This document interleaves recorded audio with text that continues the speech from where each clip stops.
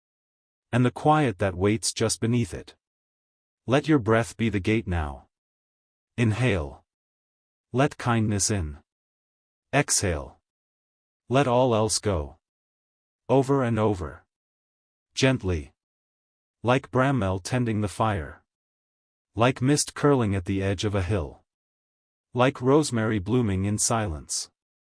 Maybe. Just maybe. You'll dream of the gate tonight. Maybe you'll walk beneath its stone arch. And feel the hush settle around your shoulders. Like a heavy, warm cloak. Maybe you'll sit beside Brammel's brazier. Share a plum. And say nothing at all. Because sometimes, silence is the softest form of love. And sometimes, a gate that never closes is the deepest kind of welcome. So rest now. Rest fully. Deeply. Easily. The world is